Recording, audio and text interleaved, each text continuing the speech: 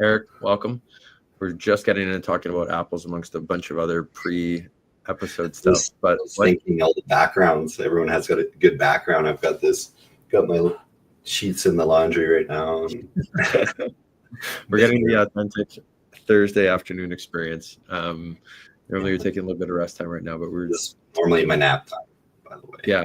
So thanks for making this priority in the day here. And so okay, wait, apples. There's a bunch of different varieties, and you're kind of in a part of the country where there is a lot of freshly grown produce right there, as well as the East Coast. But you were saying not Granny Smith that would be one that you would avoid, like the green. It ended up being the softer the apple, which sounds fucking weird. That's fair. Okay. Spartans, Macintosh. Yeah, Macintosh. Like Macintosh is softer, right?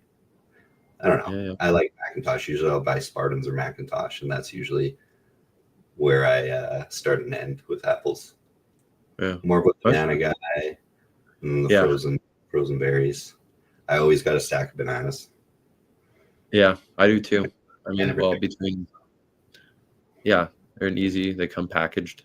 You know what? Because I had before all the Sensodyne stuff, like Sensodyne toothpaste. Yeah. That didn't used to be much of a thing, kind of in the 90s. I feel like it didn't come out later. And I had such sensitive teeth, so acidic, like hard. Like if I bit into an apple, oh my god! Like I would have the worst indescribable discomfort in my teeth. So yeah, Sensodyne pretty much. That was a big thing for me. That was a big innovation that improved my life. I've been using Sensodyne ever since. Commercial brought to you by. I would say, for me, it's either like a Gala. I feel like that's a pretty common apple, or a Those ones are good too. Yeah. Once in a while, I get kind of crazy. I go with this. I think it's like a Pink Lady or something. It's a little sour, and it has like a tinge of yellow and pink and red in the coloring of the apple. But otherwise, it's pretty pretty firm, like a Granny Smith. I go for the firmer one. I was into that now. Yeah. And I like bananas. Even I like them extra ripe, and they're pretty much kind of gross looking on the outside. People have some strong opinions about that. That might be like the highlight of this entire episode, actually. Like, people have given me a hard time if I've posted a photo of me having a banana that is further on its journey, and they get a little bit sweeter over time too. The darker that they get, or whatever, the more ripe, I guess, as it were. But like arguing about music taste, right? Like, you don't have to listen to it. You don't have to eat it. Exactly. But they just think that you're kind of crazy, though. I mean, well, I've seen people online, and they're probably talking about doing things for effect, but some people will literally take like a jar of like mayo, which I start to gag if I see that being done. That I think I can do. Yeah, that's not really. My sister, growing up, she did weird stuff with food. I remember she would eat butter, like just butter, and that was fucking gross. Like, I used to do that, and it makes me sick to think about it. Like, just put it on a piece of bread, at least. Ugh. So yeah, even from an early stage, you were kind of monitoring different things, and I guess people's consumption side of things. Not that early, maybe, but that was just. But I had my own habits of my own. I think I lived off of pizza pops, and both my parents worked full time, so they'd pack the fridge for me. Pizza pops and bags of chips. God, what else did I eat other than pizza pops? I feel like I didn't. Taquitos. Throw them in the microwave. Cook those up. Go back down to the dungeon, play some video games. Good old days. Like it was 150 pounds ago. Well, Erik, this is funny because I was thinking before the episode, we didn't talk about this, so this might be a little bit of a surprise coming here. But I remember when we played hockey together in high school, and you were one of the more disciplined guys of going to the gym very consistently. Even we'll say like 150 pounds, whatever it was. I think everyone was trying to gain like any kind of weight to get an advantage playing hockey back then. I didn't know what the hell I was doing. I also didn't train very often, and I think it was like mirror muscles. No, every second day. Yep. So I was doing something, but I also didn't eat I didn't know how to eat. I just ate the same crap. I thought, oh, I think I bought protein for the first time, whey protein, and I thought like, oh, taking a scoop of that would make me huge. Yeah. Right. So back when I think I started lifting consistently when I was 17, just at the school gym. Yeah. Like, I didn't know what the hell I was doing, but I got pretty obsessed with it from there on out, I would say. Yeah. And fast covering forward. caffeine. So I never drank coffee or anything. And I remember then someone gave me this scoop of pre-workout. And it'll explode.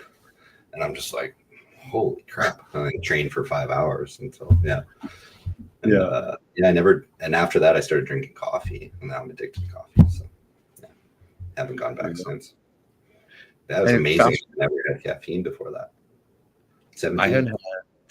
I hadn't had caffeine or like coffee in that capacity until I was like done. I was like partway through like university, would have been like in my 20s, I think. Wow. Yeah. I was like, I was like the smell of it, but it's then I started drinking it, and I still usually have coffee daily now, but I can kind of get away with not having it though too. So I'm not super. I can't do that. Not I. It's needed. So Eric, if we fast forward into today, you've pursued a degree, and now you're training a lot of like clients and giving advice for like fitness and health in general. What has that journey been like for you, and what are kind of some credentials behind the name, and where are things at today? So you and I grew up together, at least through high school, right? So we both played a lot of sports, but I think I even played more than you. I think I was playing volleyball. Believe it or not, I was the best badminton player in the high school. Remember that? Yes. Yeah. I remember you got a lot of awards at our things there. Yeah. I was obsessed with badminton. I was more in junior high. Box lacrosse. A little bit of rugby. I wasn't any good at that. And then hockey. Yeah. So I was just pretty well-rounded, athletic. Little guy though, just agile. And I guess maybe getting into the gym I was sick of being out-muscled. I'm sure that was part of it. Probably part of it was insecurity, I'm sure. Just wanting to be bigger, look bigger, I guess, like most young guys will start lifting for. But, it kind of grew into a whole lot of other things for me. So graduating in Winnipeg, 2008, and then my dad got a job at the city of Kelowna. So that summer that I graduated, moved out to Kelowna, and you remember me as pretty quiet and introverted, hey? So I wasn't like the super outgoing types, going out meeting friends right away in Kelowna. And I was also, of course, we were just legal age, drinking age, come out here, and then it was 19, so I wasn't even able to go out. Right. So I guess the gym was that physical outlet for me, and I already had the bug for it. And man, I just got so obsessed with it. Like, it's all I cared about, just going to the gym. I didn't have a clue what I was doing, but I worked really hard, physical background, and I did have a good work ethic, and just didn't know what I was doing. So I was consistent with it. And then I just wanted to get better at it. So I put I know a lot of my free time was spent researching or doing what I thought was research. And at that time, information available, even it's not like it was that long ago. I mean, 15, 16, 17 years ago, but it was still mostly magazines, like fitness magazines. It was, of course, the internet, and I was lucky to find some good places on the internet. Like, I don't know if you've heard of Lyle McDonald, but you get into that. And so finding good information was another thing entirely. Some of the stuff was just goofy as hell. But I mean, what I did well is I was consistent. I showed up and worked hard, and that's 80, 90% of it. It's just being consistent. Of course, you're young and low stress, can get pretty good results. Figured out the eating thing, like, oh, you actually have to eat more to gain some muscle, eat a little bit more protein. And of course, I would go my parents would laugh because I'd always go to the extreme. So, I need to eat more. And then I'd engorge myself. Like I was dedicated to just force feeding myself. And I put on a lot of weight. Luckily, I didn't just get fat, but probably didn't do it in the right way. But I was always all in. So I was good at dedicating myself to kind of not holding back in any area, for good and for bad. But yeah, and then I took a couple of years off school.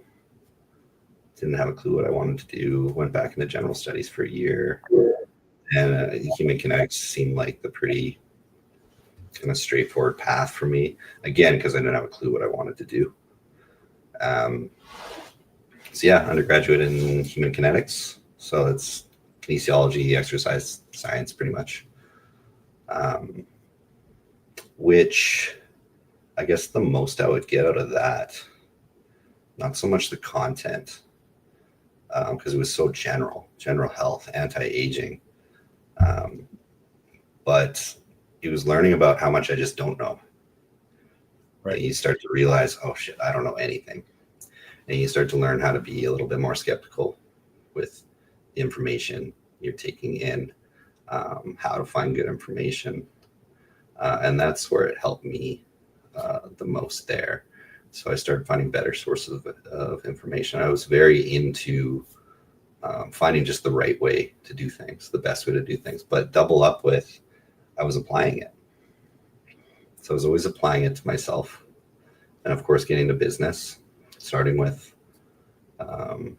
clients. I remember I was working at the mill, the local mill, on the weekends for 12-hour shifts. And then, trying to make a go of this personal training thing. Yeah. And I remember showing up for work and feeling like I was going to fail every day. It was probably like 2-3 years of that almost. And I'm like, I'm not going to be able to do this. I'm not going to be able to do this, even though it just gradually grew. Steadily, it was like pretty linear, but slow. Yeah. And I guess it just got to a point where I was like, I'm doing this, and I'm pretty good at it. I'm getting more confident at it. And, I never marketed. I just grew off referrals. So it was and referrals are the best clients, that. And it just all kind of snowballed from there. So, and, at the end of it, I'm pretty thankful to be in this position where I can help people. And it was just something that naturally I don't have to force myself into this. I'm not working a career that I know that I hate. There's things I don't like about it. There's things that are hard, but at the end of the day, I could be doing a lot worse. So, yeah. It's cool to hear that story because it's something you obviously have cared about for a long time, and you care about it like a lot now. And it must be very rewarding to see folks change habits and fully take on themselves as a project. Yeah. Walk us through that maybe a little bit, from some success stories where folks have really turned their lives around, and what's that been like? You know what? I'll just use one girl as an example. This one's really unique because she was actually an exchange student, Chinese exchange student who had never done anything physical in her entire life. She was probably 20. And Xiao was her name. So she's actually back in China. I actually can't even get in contact with her really. But so day one that she started with me, I think halfway through she was doing great, considering she was very new and out of shape. And then she has to go to the bathroom. She starts to look a little pale. And I'm like, I've seen this happen a few times. It's not like I was overdoing it with her, but she was just so new to this. Right. She went to the bathroom to puke, of course. And the rest of that workout was a little bit of a write-off. So when you get into that state, it's like a vagus nerve. You feel like you have tunnel vision. It probably feels like hypoglycemia, and it's just not a good feeling at all. like when you've overdone it. And I guess what she ate before that, I asked her, what did you eat before this?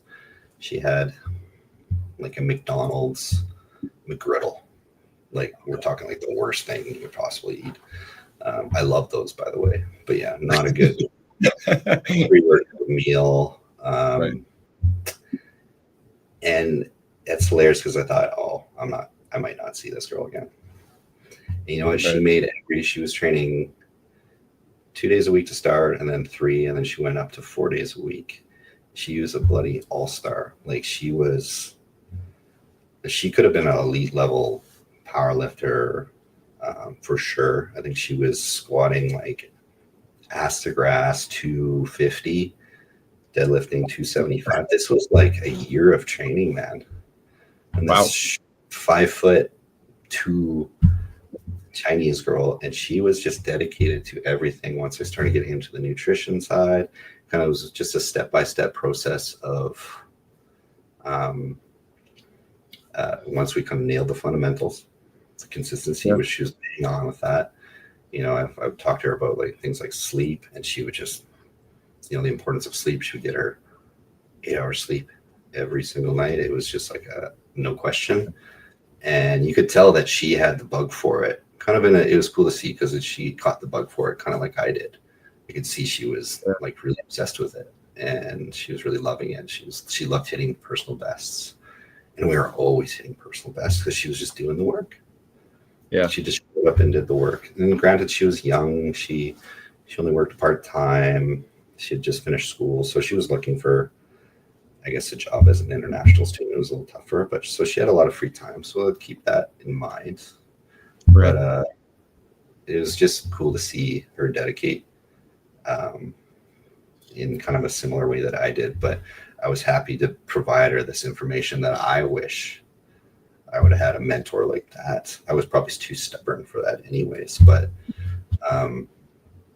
so she trusted in me, and she did pretty much everything I kind of told her to do. And she did it like really well, like above my expectations. And it worked. Like, it was fun to see her step foot in the gym every week, and you just see like measurable progress. So that was very cool. It was cool to see also, just for one of the ladies, someone who was just like interested in getting strong, you know, perform. It wasn't just about like getting skinny. It was like being strong. She wanted to be strong. And she wanted to eat to be strong and perform. It was really cool to see that. It was really refreshing. So yeah, I hope she's doing well now. Yeah, I hope she's like, I remember before she moved back, she was researching gyms back where she was from. And it was really hard to, I guess it was a big commute, and it wasn't a big thing for girls. Right. Finding a powerlifting gym. And so I hope she was able to figure that out. So yeah, that was one cool experience. But I will follow that up with, there are people that, you know, they start out with a lot of motivation, and we kind of discussed this before. And when it comes down to doing, you know, the work, and I would always kind of start with the low hanging fruit, you know, appreciate the context they're in, their life, their stress, their lifestyle. I'd always start with what I know is doable for them. Right. And you know, sometimes people wouldn't get the results that they wanted. And, you know, I would take that at the beginning. It was hard for me, because I would feel like, oh, I could have said something different. Maybe I could have done something different. But I've also kind of learned to grow away from that. Not that I don't do anything wrong now. But now I'm more realistic about that. Because at a certain point, someone just had internally, I can't change that internal desire to accept and do what it takes, not rely on motivation, just rely on doing the work. Right. So, yeah.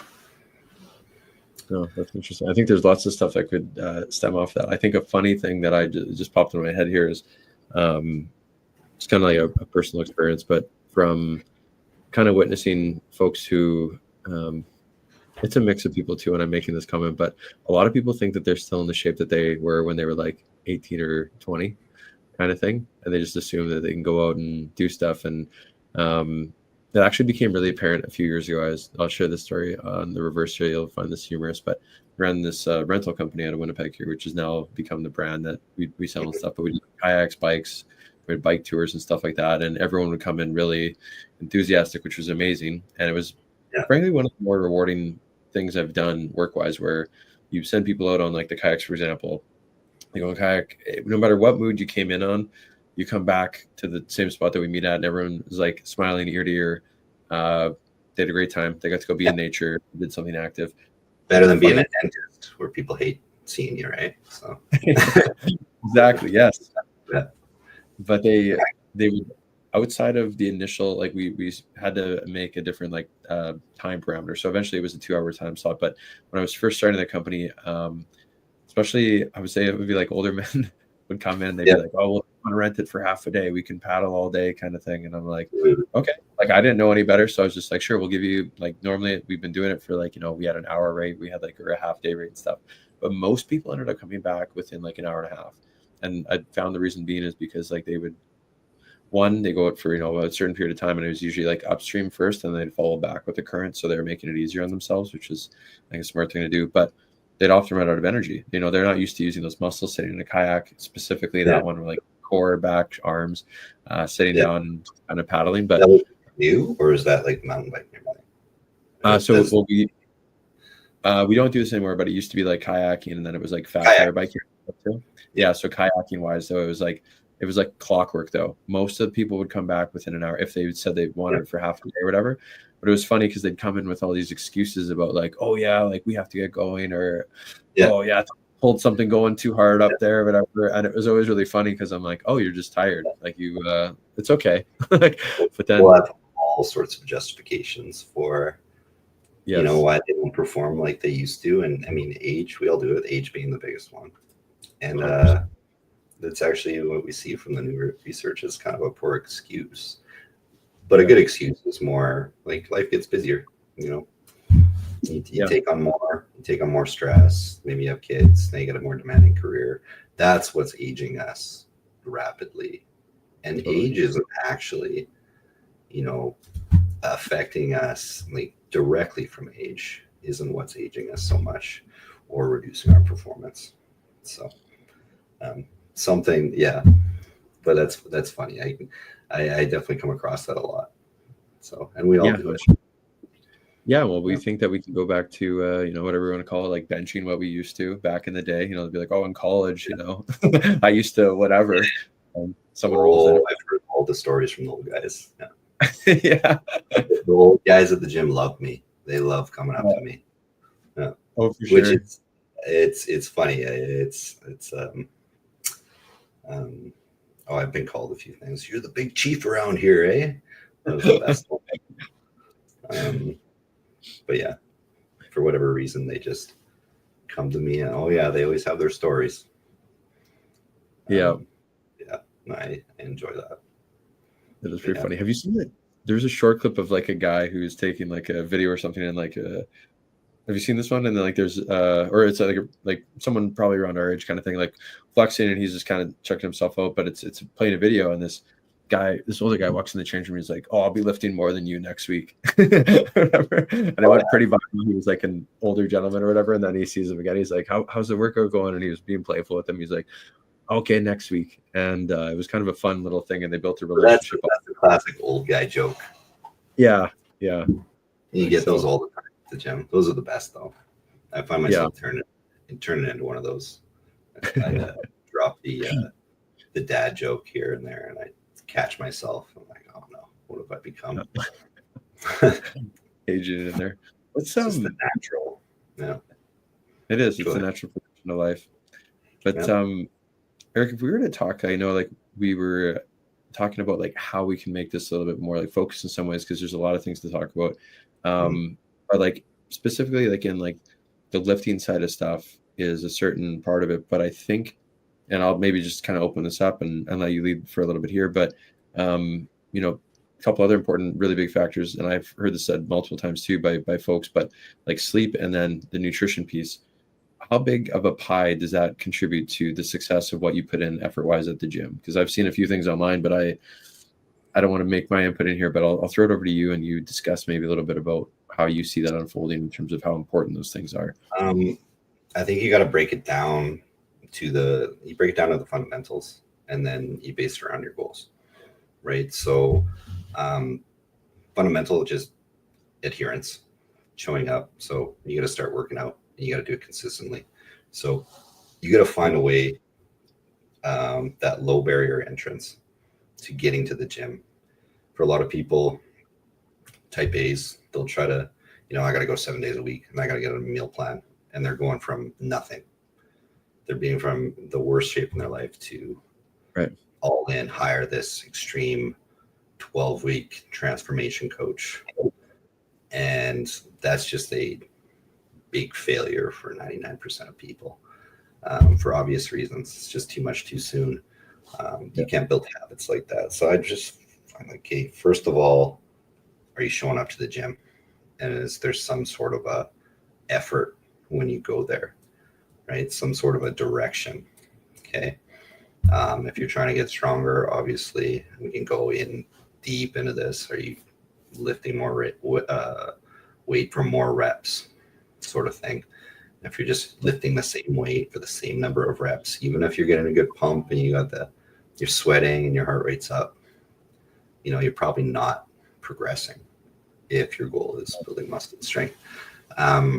So yeah, you'd find, say, twice a week, you can stick with that 90% of the time. Okay. You make a habit out of that, and then maybe it's 3 times a week. And I think, honestly, for most people, if it's an hour 3 times a week and they're focused when they're there, I think that's probably enough for most people to see great results. But again, we can go into that. Nutrition thing. So, I mean, most people, the average person, has some weight to lose. On average. So right away, before even just food quality, which is pretty straightforward, if you're eating a bunch of crap processed foods, obviously you're going to try to pull back and minimize those things. The other common thing is, okay, eat a little bit more protein. I don't think most people are under eating protein that much, but if there's at least a little bit of intention to consume a little bit more to start, with every meal. So without getting too obsessive about it to start, just having the intention, making the plan. Maybe if you find yourself every week just trying to wing it and you fail, maybe you got to plan it out a little bit better. Maybe you can utilize some of, you go to Costco and every other thing there is, protein bar, convenience protein foods, beef jerky. So there is, if you're really trying, it's not that hard to hit your protein intake. You just got to hit the mile. I was just there the other day and there was a ton of jerky and like protein stuff. And I picked up a case of some stuff and to go. Convenience. Yeah. Like just whey 100%. Protein is great quality protein. So if you can, I have a magic bullet that I make a shake every morning, or if I'm on the go, and I could just then put a cap on and go. It could take me 5 minutes. I got frozen fruit in the fridge, peanut butter, whey protein, skim milk, whatever. Make your own shake. So stuff like that. If you're really like, hey, am I really trying? You look yourself in the mirror. Am I really putting in an attempt? It's not that hard to eat that extra 50 grams a day that most people are going to need to just, move the needle initially. We're not talking about optimizing right now. We're just talking about how can I just get started and move the needle. Okay. And then after that, like if your goal is weight loss, which is going to be a lot of people, and there is some context here. If you are the person who is just, significantly overweight and just blatantly overeats or binges, in that case, like obviously we got to just look at calories in, calories out. No, that's not everything, but that is what is needed to be understood to make sure you're going in one trajectory or the other. Okay. Yeah. So we need to be eating less, and a calorie deficit, meaning like if you need this amount of calories to maintain weight on average, maybe that's 2,000 calories. We want to put it, a chunk below that. And the best way to do that is actually to just start putting a food journal together. Yeah, write it down. I think there's a lot of confusion out there with what is healthy too, or what is healthy but also conducive for weight loss. So for example, like nut butters, Yes. like almond butter, hey, healthy. And it's not, it's high quality fat, right? Monounsaturated fat that's good to have in your diet in moderation.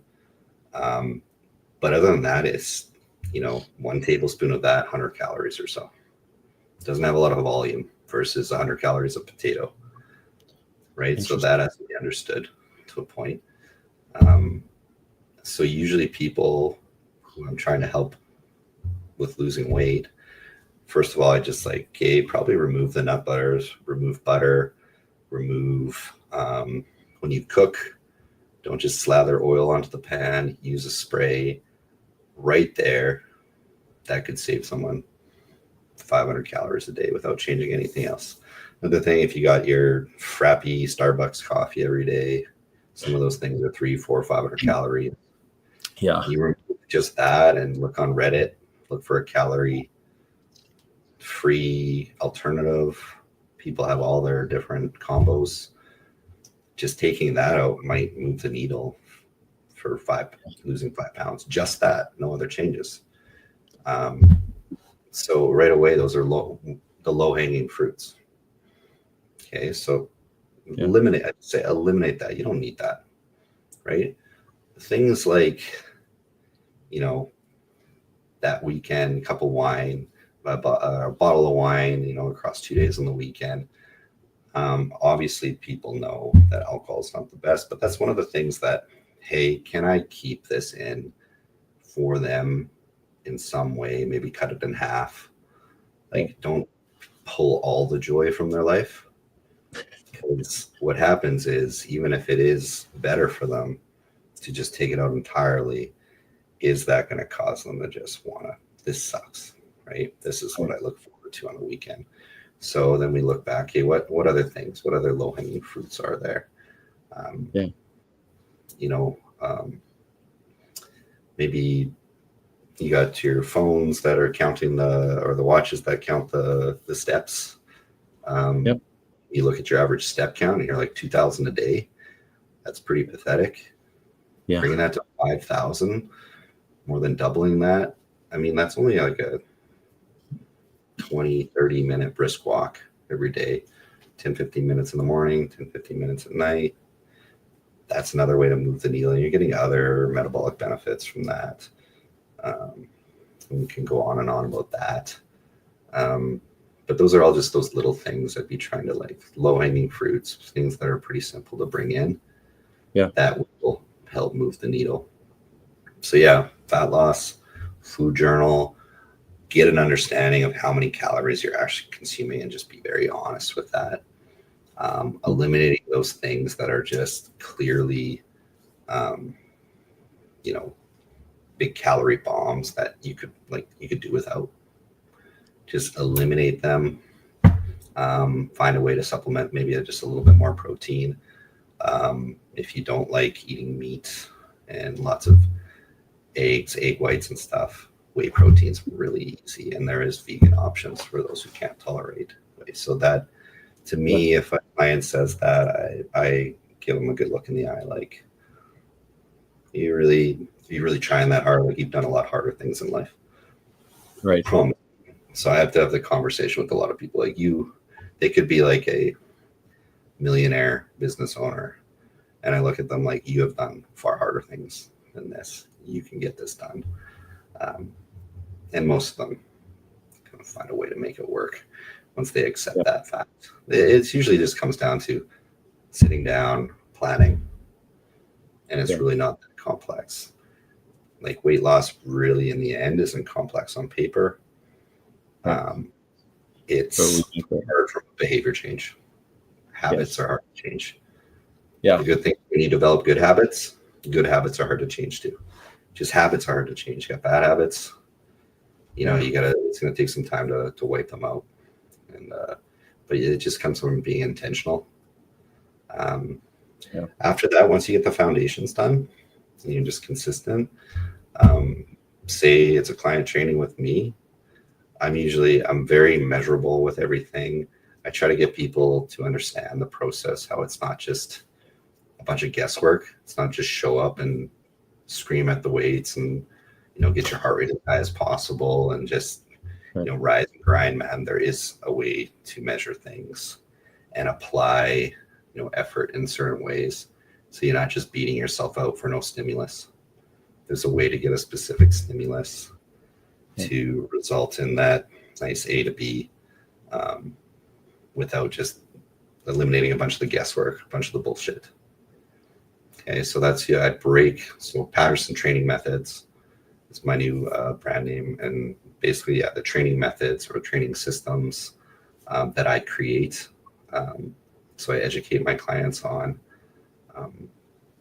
how to go about these things. So it's usually starting very simplified, but once you find that system, you just kind of dial up one way or the other. Okay, so it's like a baseline system, and there's ways to dial up, and then you can start to add those 1% things, the minutiae, right? As you get more advanced, okay, now we can start looking at supplements. Now we can start looking at those little things, okay, but only after you nail the foundations. Sleep. Cool. And I think that's the most common thing. The number of people I know that sleep 5 or 6 hours a night and expect to be high performers. Like, it's just, yeah. I'm guilty as charged. I usually get like 6 hours, and that's like the odd time 8. Low hanging fruit, man.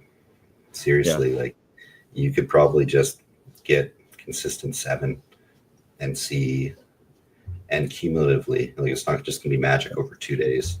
We're talking like cumulatively over weeks and months. Just be so good with that, and it makes such a change. Yeah. So, and I can go into some of the science of that, but then we can start going off on a tangent. But no, it's good. Well, I just raise my hand and participate in the whole, like, hey, like, listen, I'm definitely part of that category too. And sometimes I struggle too, but usually I'm good at, like, hey, you gotta plan your day out better and make sure you're not. Or sometimes I am looking at a screen or a Netflix or something occasionally, past my bedtime. So, and I pay for it the next day. Yeah, you don't notice it when you've lacked on sleep, or if you have gotten a good sleep. And usually it comes hand in hand though too. Hey, like this, what we're talking about. I mean, even with some of the training that I do for tries, marathons, or whatever, usually I'm tired by the end of the day, but sometimes I have a hard time turning the lights off. I'm just like, the day's catching up with me. After training?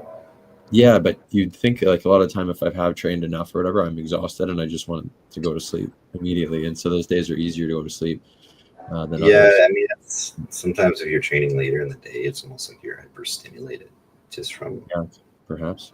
Like if I train too late in the day, it does take a little bit for me to wind down.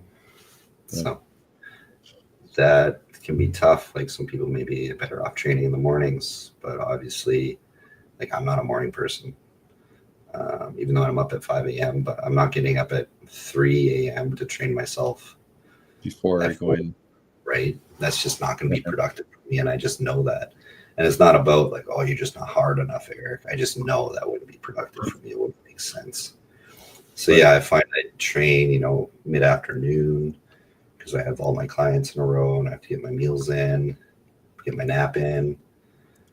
And for me, sometimes it's like, damn, I don't want to go to the gym. I'm tired from the day, but I'm more mentally tired because when I go to the gym, assuming I've gotten my sleep, I've gotten my food in, and I know how I should perform, it's usually just the mental fatigue.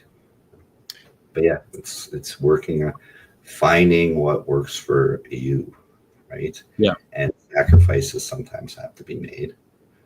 And that's usually some sort of free time. But people aren't willing to give that. They say they are, but when it comes down to it, do they? So, I mean, a lot of people have legitimate excuses.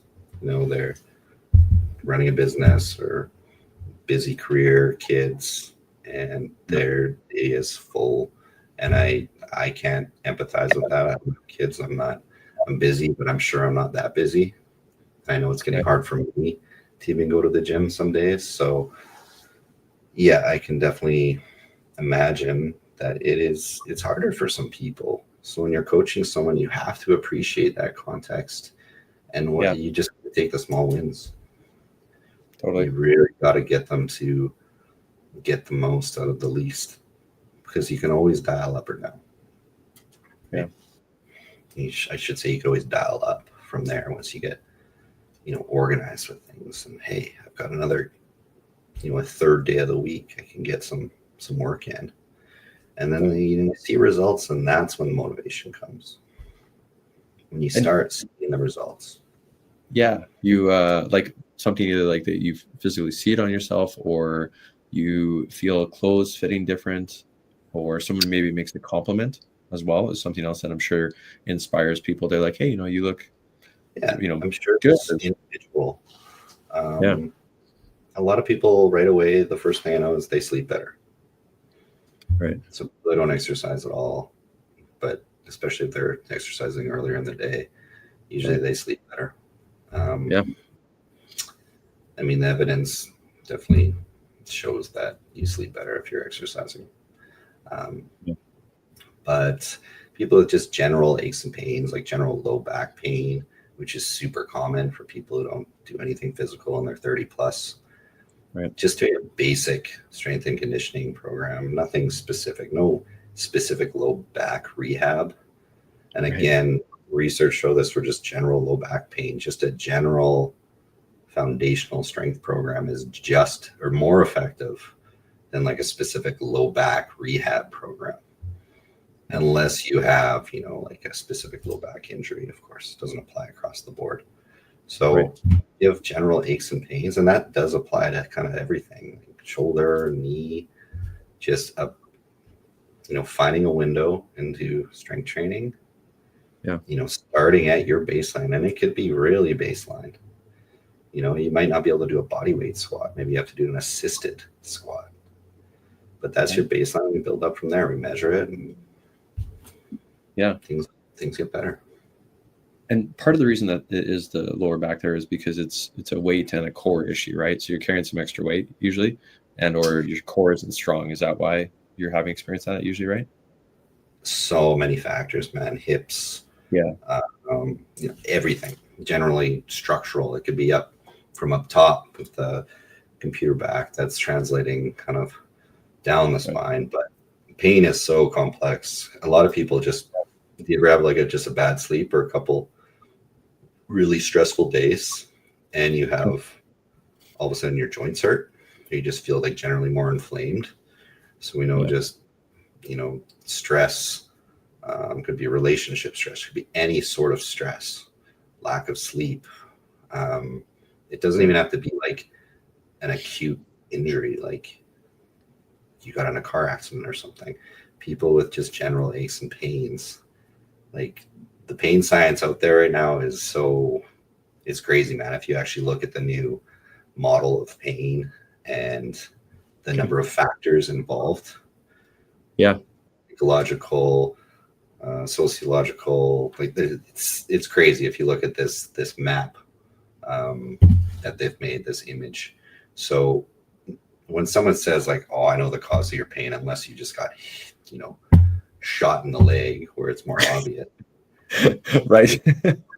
Like there's not always, like very rarely can someone just say, oh, we just strengthen your left butt cheek and that's going to fix that low back pain. I mean, but you try something, you try some general things like, hey, if you're weak all over, you're detrained, you're overweight, you don't sleep well. If we just kind of, again, go back to those foundations, you see a lot of those very just general, oh, my body feels like shit, things go away slowly, or they become less frequent. But also appreciate that even high level athletes experience, like very fit people who do everything right. Pain is part of life. You have discomfort. Sometimes joints hurt. Doesn't mean you go home and not train. You train around it. You train within your tolerances. So there is that goes into the excuses being made for people, like the classic, oh, I don't train legs, I got bad knees. Right. My knees aren't that great. My knees act up, but I always train, because they feel better when I just modify. So you don't just, oh, I got a bad knee, quit training your legs entirely. Guess what? It's just going to get worse. All those tissues around, even if you've got like an angry tendon or a meniscus that you had surgery on, you let everything else around there atrophy, become less resilient. Yeah. And guess what? Life happens. Even if you live in a bubble, like eventually life happens. Maybe you slip on ice. That shit explodes because it's not ready for anything. So, right. You move your couch 3 inches to the left, and you crank your backs out for 6 weeks. That's not normal for, unless you're like 70 plus, in my mind. I train a 75-year-old guy that deadlifts 350 pounds, squats 250 pounds, consistent twice a week. He's never hurt himself, ever. But he's had like little minor tweaks that any of us would experience, even when we're 20. It's just, and that's another thing we go back to about that age thing. It's just, when you take time off, you deteriorate faster when you're that old. But if you keep the stimulus, it's amazing what stays around. So he's still lifting the same weights he started with me 8 years ago. So that's really cool. That's a win, that if he's going from like mid-60s to 75 and he's like the same strength. So that's when a lot of people just go way down. Yeah.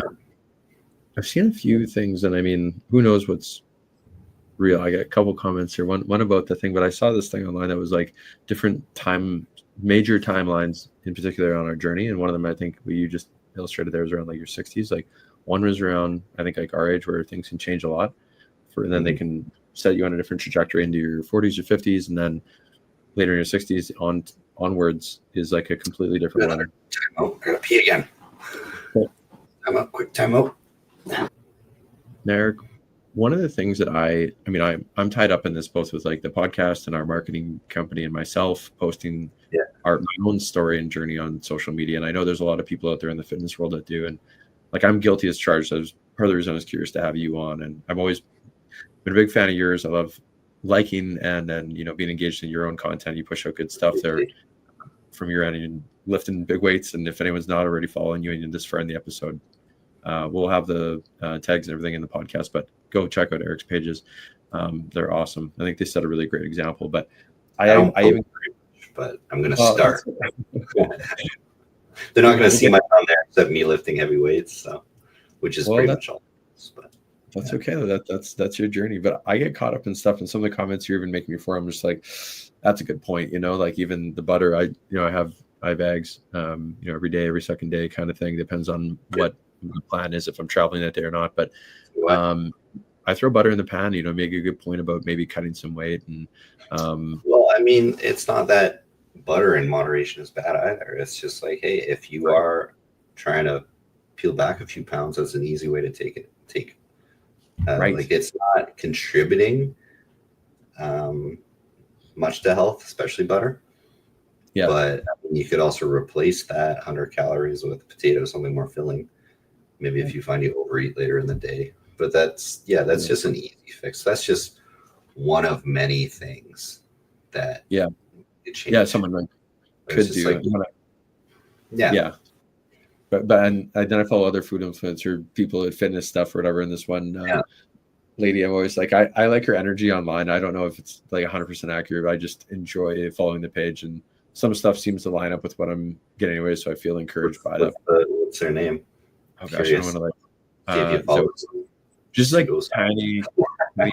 tiny blonde, like back lady. And she goes to Costco all the time. I find it funny that she's like rolling through there. I'll find her handle in here. I'll send it to you after. But she is, I think she likes putting out like good, it seems like it's good content, but there's also a lot. Then you start following one of those pages and you get caught in the algorithm of following like 10 other people, or they start being on like, your page, and everyone seems to have like a differing opinion. And then it's like, well, who is right here? Because you all look good. Well, it's funny. You can get funneled on social media. like Totally. with like pages that are, it becomes a echo chamber, and 100%. people aren't aware of it. Yeah. So if you're merging into the fitness world, trying to learn, social media is that low hanging fruit. Like, oh, here's, I'm going to go learn about fitness. And say you find something, hey, that sounds right. And there's a lot of things that social media influencers will say, that, hey, that sounds pretty good. That sounds like it makes sense, but it could be completely contrariness to what the expert consensus is. Because sometimes they'll take something, oh, that does make sense. There's a hypothesis there. Let's test it. Seed oils, for example.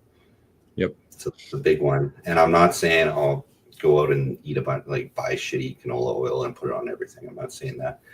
But seed oils have been a big thing. Saying they're basically like one of the prime evils, right? So causing all these very general issues like inflammation. What inflammation? Like that's a very general thing. And you know what? They tested this. They've tested this very well. And it's not that hard to test this, to control for these things. And they are, not only are they're pretty health benign for the most part. So that meaning they're not doing anything directly negative, but not super positive either. But if you were to replace equal parts butter with equal parts canola oil, assuming it's, you know, not at the terrible source or refried or something, oxidized in some way, you will see positive influence on cardiovascular health.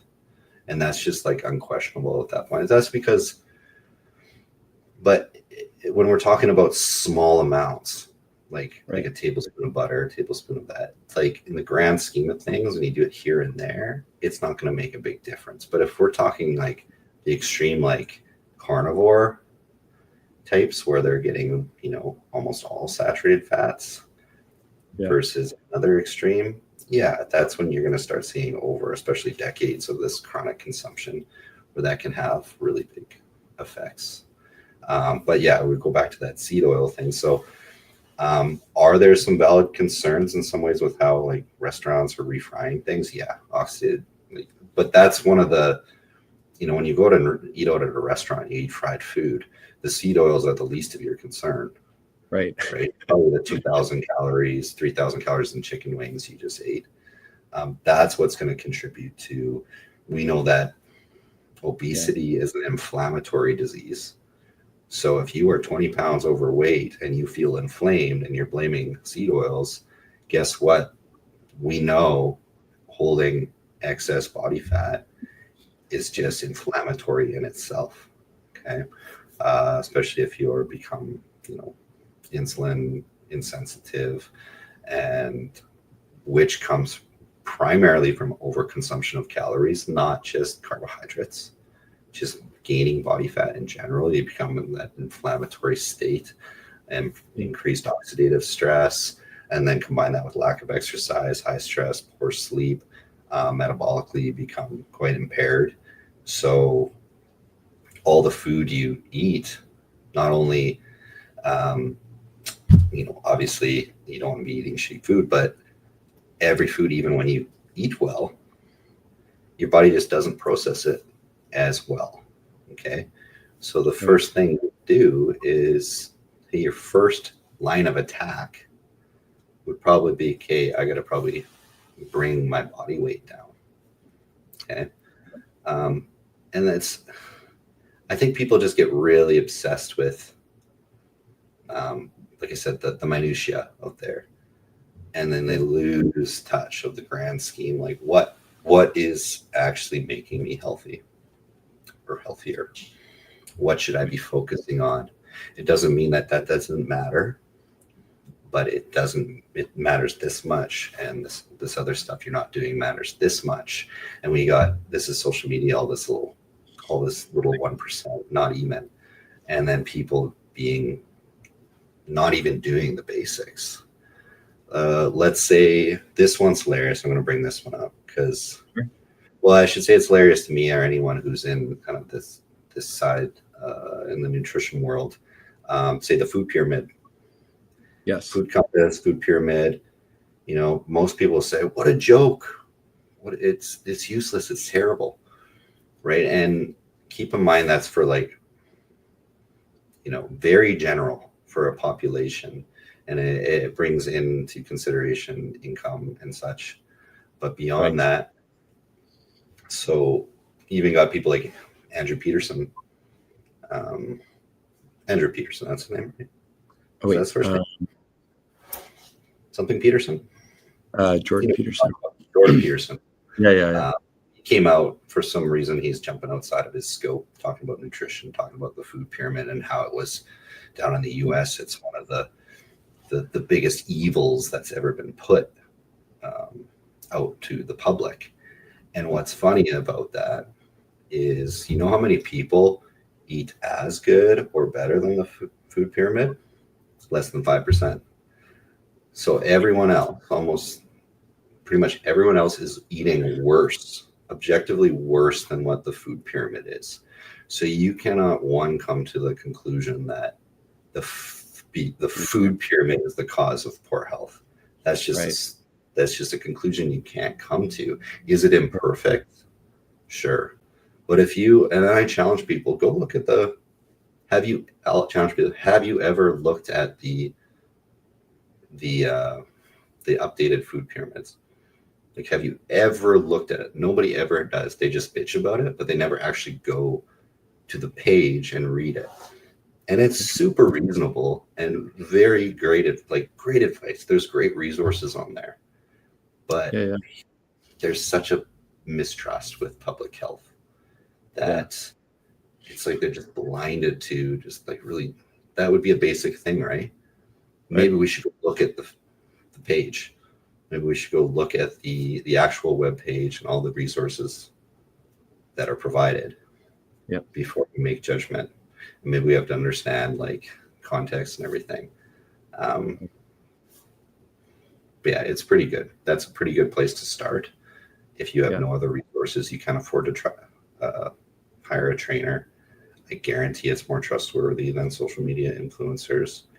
It's actually, they're great resources. I forget what the Canadian government one is called. I looked at it recently, and it's super super reasonable, and it guaranteed if every Canadian was eating that way, the health of Canadian people would be astronomically better. But yeah. So, no, I think that's fantastic, Eric. I think we covered a lot of ranted pretty good there. No, fantastic. A lot of like great examples of just like getting started, and maybe how low the bar kind of is, just to like be quite a bit healthier with some very basic information all the way through, from some fitness discussion into dietary stuff and finding out where to go for resources, and hearing a little bit more about your journey on here too. It's been fantastic. So thank you for making time today to be on. We'll include the social media handles below, and links to go follow Eric on his journey. And thanks again for making time today. Thanks for having me, buddy. Chat soon. See you. See you, buddy.